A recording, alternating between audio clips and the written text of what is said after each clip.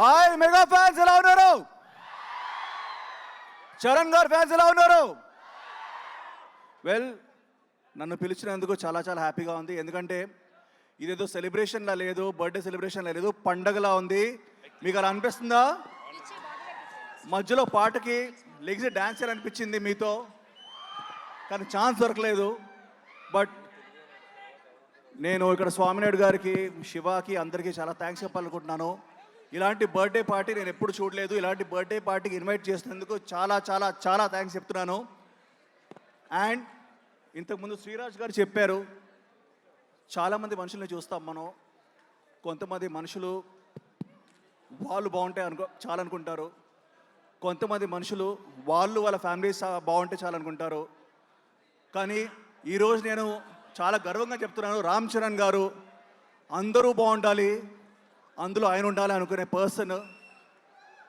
నేను ఈరోజు ఆయన మెగాస్టార్, పవర్ స్టార్ కలిసి మెగా పవర్ స్టార్ అని పేరు కాదు, గ్లోబల్ స్టార్గా he is the god recognition. And world wide ఆయనకు ఫ్యాన్స్ ఉన్నాయి.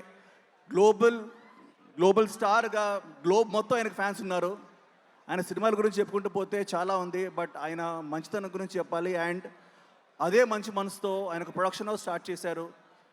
యంగ్ యాక్టర్స్ని ఎంకరేజ్ చేయాలి, యంగ్ హీరోస్ని ఎంకరేజ్ చేయాలని చెప్పేసి డిసైడ్ అయ్యి ఈరోజు నాకు తెలుసు మైత్రి నవీన్ గారు, రవి గారు, దిల్ రాజు గారు వచ్చారు. ప్రొడ్యూసర్స్ హీరో కోసం వచ్చారు, కానీ ఫస్ట్ టైం ఒక యాక్టర్ నా ప్రొడ్యూసర్ కోసం వచ్చాను.